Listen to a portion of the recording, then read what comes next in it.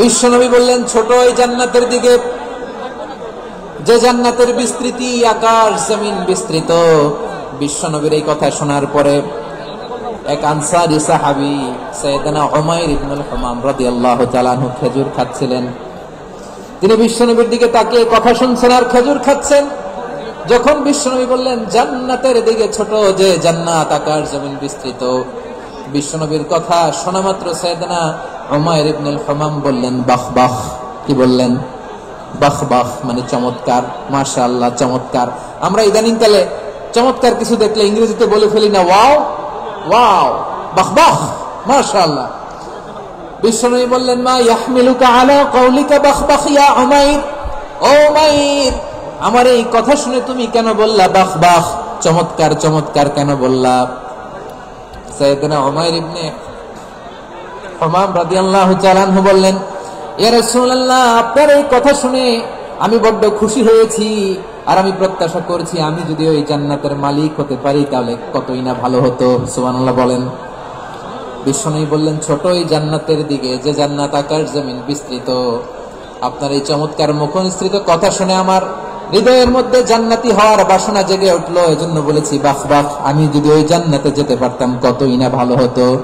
উমাইরের কথা শুনে বিশ্বনবী বললেন, ঠিক আছে উমাইর, জান্নাতে ঢোকার জন্য, জান্নাতের অধিবাসী হওয়ার জন্য যেহেতু তোমার এত আকাঙ্ক্ষা, আমি বলে দিলাম আনতা মিন আহলিহা, তুমি আল্লাহর ওই জান্নাতের অধিবাসী হবা।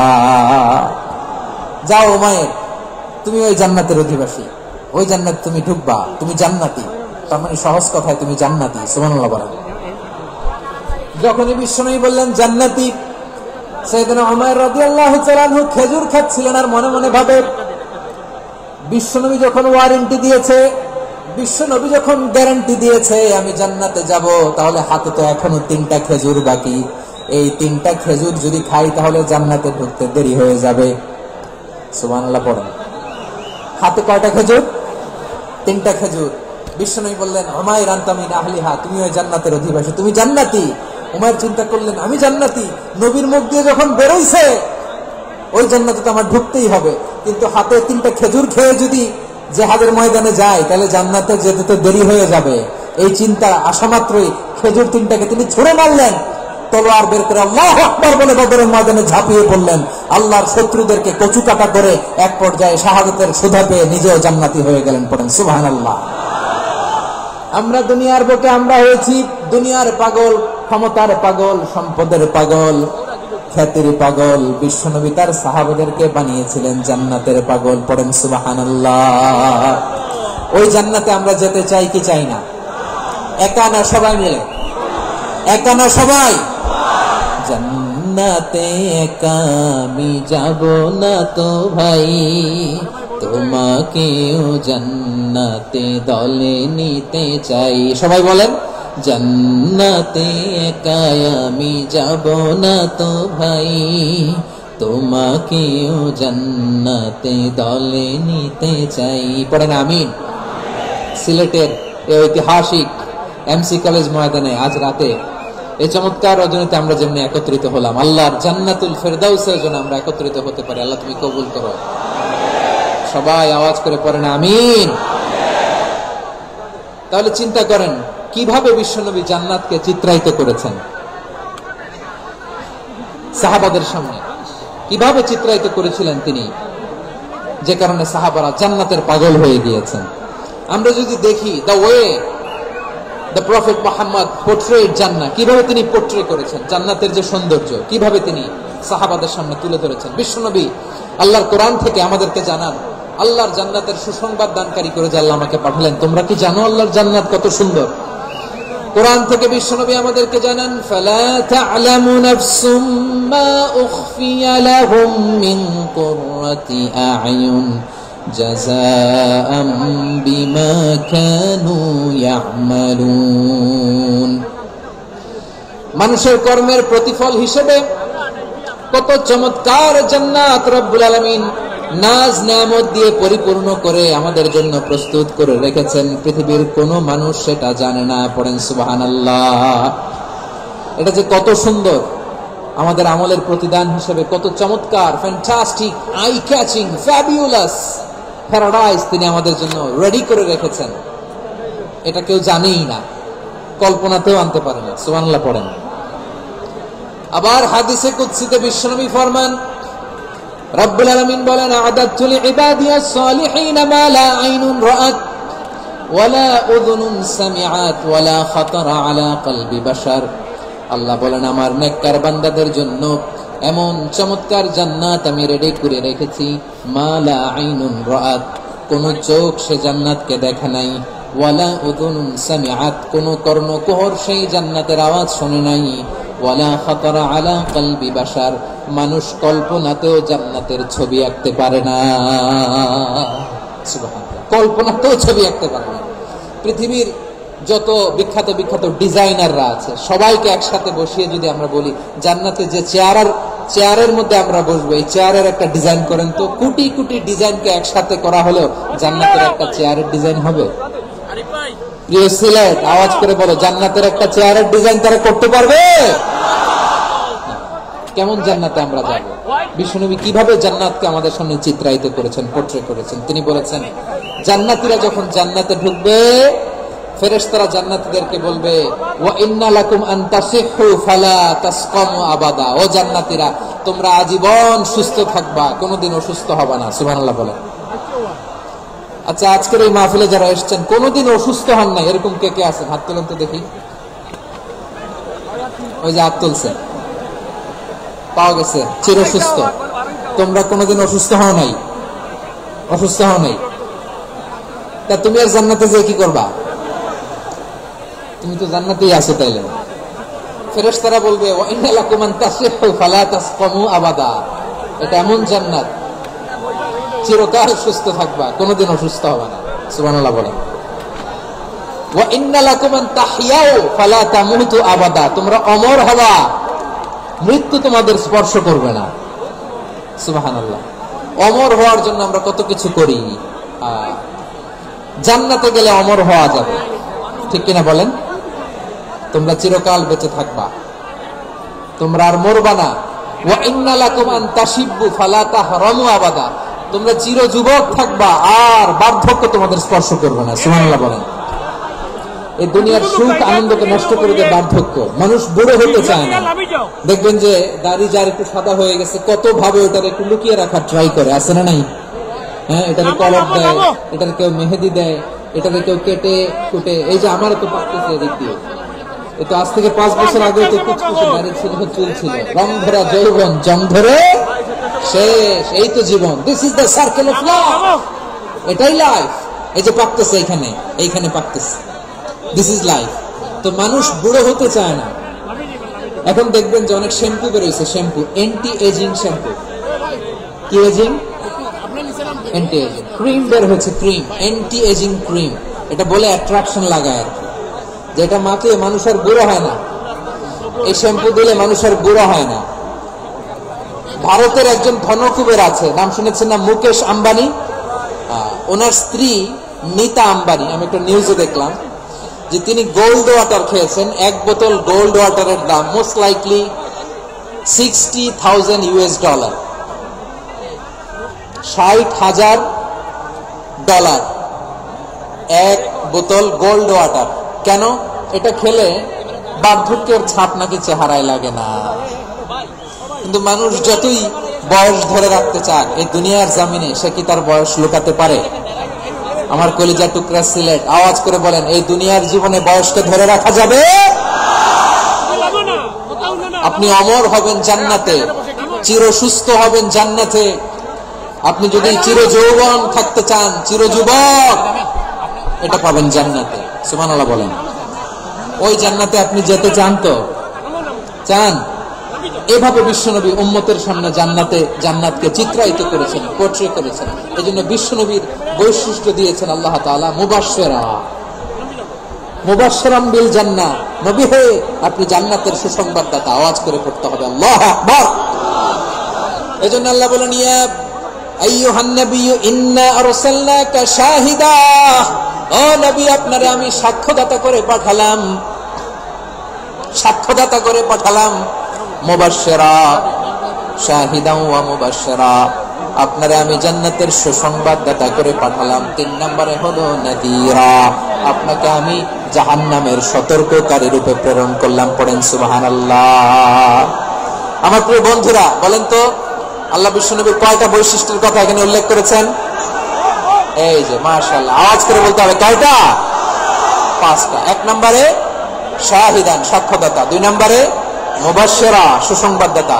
3 নম্বরে আমরা আছি নাযীরা, তিনি হলেন সতর্ককারী। সতর্ককারী, দ্য ওয়ার্নার, ওয়ার্নিং দিতে তিনি এসেছেন। ইয়েস, দ্য ওয়ার্নার, সতর্ক করতে, সাবধান বাণী দিতে তিনি এই জমিনে এসেছেন। ঠিক কিনা বলেন? এই সিলেট, ওকে বিদায় নেই, আমি চলে গেলাম। যা তোমরা দেখালা, it's good enough for tonight. Okay, খালাস, হবে না।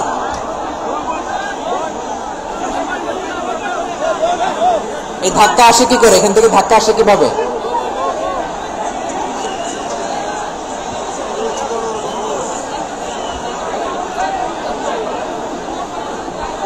কোরআনের মজলিসে এরকম ডিস্টার্ব করতো যারা আবু জাহেলের সঙ্গপাঙ্গরা। কোরআনের মজলিসে ডিস্টার্ব করতো উতবা, শাইবা, ওয়ালিদ ইবনে মুগীরার সঙ্গপাঙ্গরা। তোমরা তো শাহজালালের উত্তরসূরি, শাহ পরানের উত্তরসূরি, তো তোমরা এরকম করলে হবে? এইখানে জায়গা নাই, বসতে পারি না, দেখি না, এগুলো তো আমি জানি। এই মাইন্ডসেট নিয়েই তো পাবলিক ইভেন্টে আসতে হবে। গত 2টা প্রোগ্রামে তোমরা দেখছো না কত লক্ষ লোক হয়েছে, ধাক্কায় অনেকে ব্যথা পেয়েছে, আহত হয়েছে। It's very common, very simple. এগুলো মাথায় নিয়ে আসতে হবে। আল্লাহর রাস্তে আর কয়েকটা মিনিট, আর 2টা মিনিট আমাকে দাও। বসো বসো বসো। জুবের ভাই মোনাজাত করে দিন নাকি?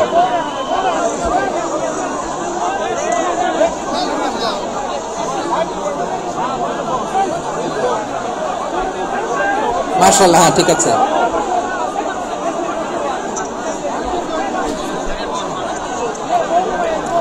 আসা যাবে না সামনে, একটু বসো মেহেরবানি করে। মাশাআল্লাহ, হ্যাঁ ঠিক আছে। এই তো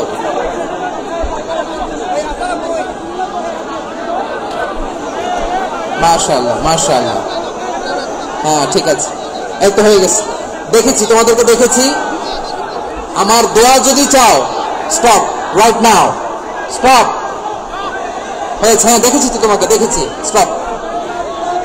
মাশাআল্লাহ, বসো বসো। হ্যাঁ হয়েছে, ঠিক আছে ঠিক আছে ঠিক আছে। মাশাআল্লাহ, এই তো ভেরি গুড। ঠিক আছে, বসো বসো। এই তো বসে গেছে, বসো।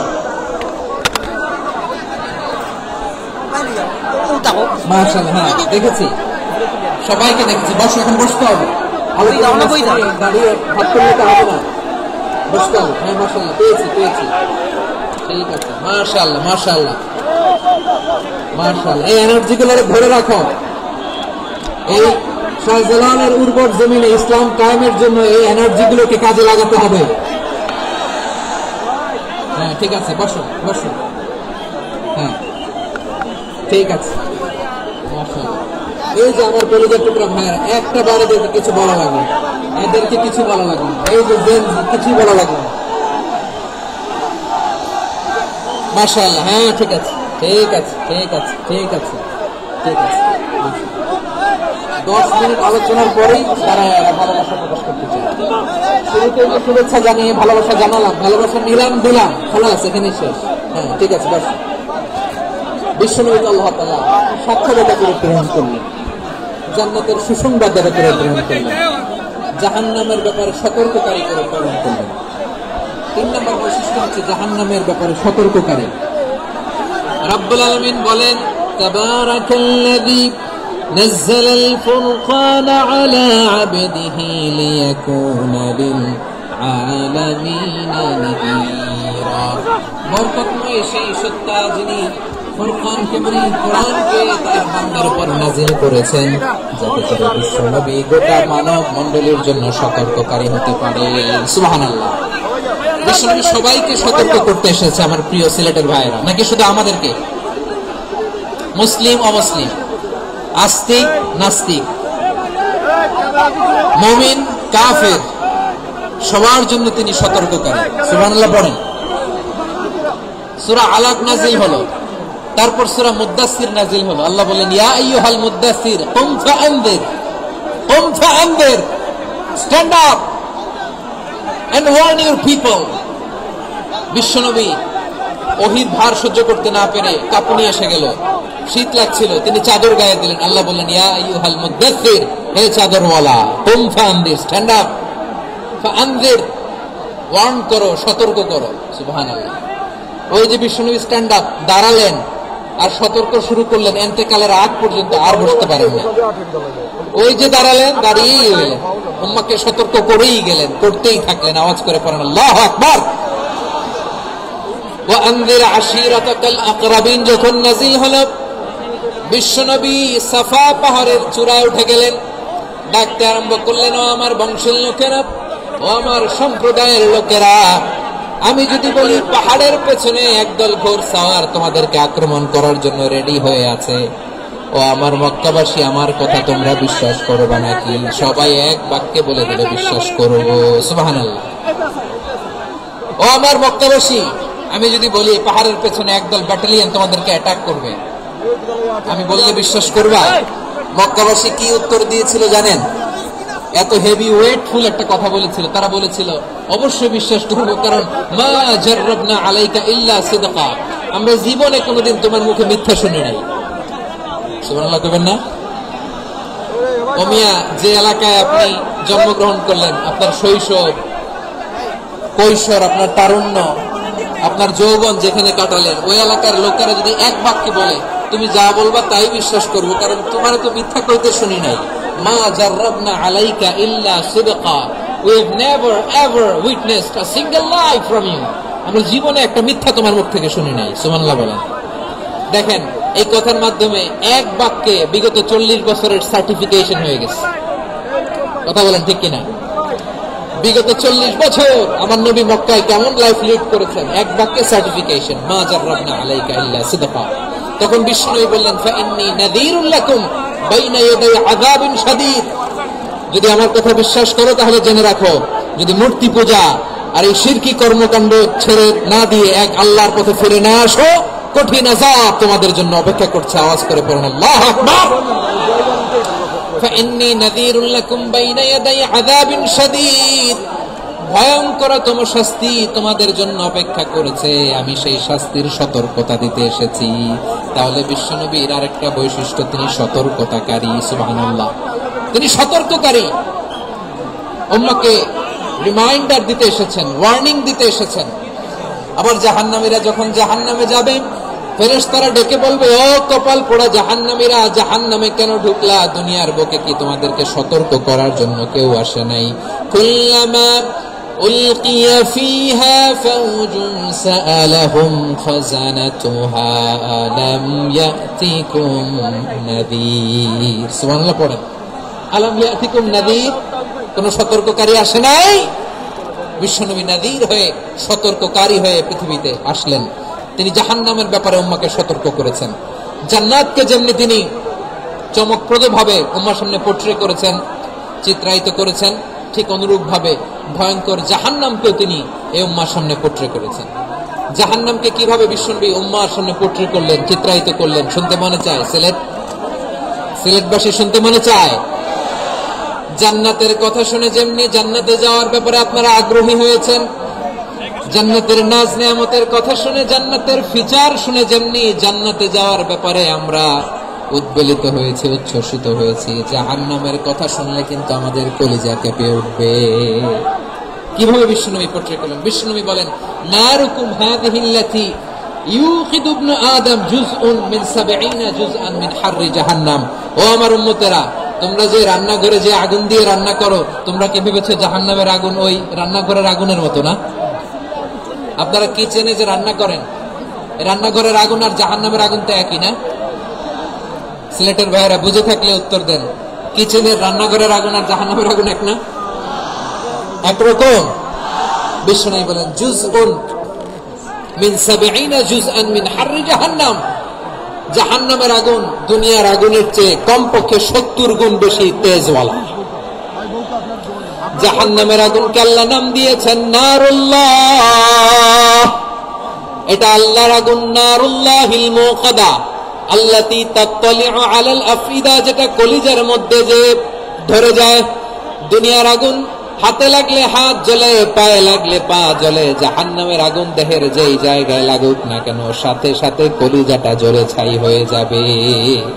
নারুল্লাহিল মুকাদা আল্লাতী তাত্তালিউ আলাল আফইদা, জাহান্নামের আগুন গায়ে লাগলে আপনার কলিজা পুড়ে ছাই হয়ে যাবে। ওই জাহান্নামে আমরা যেতে চাই? আমরা তো সবাই মিলে নাশিদ গাইলাম, জান্নাতে আমরা একা যাব না, সবাই মিলে যাব। ওই জাহান্নাম থেকে সবাই মিলে বাঁচার দরকার আছে না নাই? কি ভয়ঙ্কর শাস্তির বর্ণনা যে বিশ্বনবী দিয়েছেন, এত বিস্তর আলোচনার সুযোগ আমার নাই। আমি শুধু সবচেয়ে হালকা পাতলা, দ্য লাইট পানিশমেন্ট, সবচেয়ে হালকা শাস্তি কি হবে এটা বলবো। বিশ্বনবী বলেন, ইন্না আহওয়ানা আহলিন নারি আযাবান ইয়াউমাল কিয়ামাতি লারাজুলুন তুদাউ ফি আখমাসি কদামাইহি জামরাতান ইয়াগলি মিনহুমা দিমাগু। জাহান্নামের সবচেয়ে হালকা আযাব কি হবে শুনো। সবচেয়ে ভারী না হালকা? সবাই বলুন, জাহান্নামের সবচেয়ে কঠিন আযাব না হালকা? জাহান্নামের সবচেয়ে হালকা আযাব হলো ওই ব্যক্তির আযাব যার পায়ে দুটো জাহান্নামের আগুনের জুতা পুড়িয়ে দেয়া হবে। ওই আগুনের উত্তাপে তার মাথার মগজগুলো ভাতের মারের মতো টপ টপ টপ টপ করে বেয়ে বেয়ে পড়বে। নাউজুবিল্লাহ পড়বেন না? আচ্ছা প্রিয় সিলেট, আওয়াজ করে বলেন, এইটা যদি সবচেয়ে লাইট পানিশমেন্ট হয়, সবচেয়ে হালকা পাতলা সহনীয় আযাব যদি হয়, তাহলে ভয়ঙ্কর তোমার আযাবের কি অবস্থা হবে? আমরা কি ওই জাহান্নামে যেতে চাই? জাহান্নামের অবস্থা এত ভয়ঙ্কর হবে, জাহান্নামের ভেতরে লক্ষ লক্ষ কোটি কোটি কাফির মুশরিককে দেওয়ার পরেও জাহান্নাম বলবে হাল মিন মাজিদ, আরো আছে নাকি, আরো দাও। কোটি কোটি কাফেরের দল, মুশরিকের দল, সীমা লঙ্ঘনকারী দল, তাদেরকে যখন জাহান্নামে ফেলা হবে, বড় বড় পাথর খণ্ড জাহান্নামে ফেলা হবে, তারপরে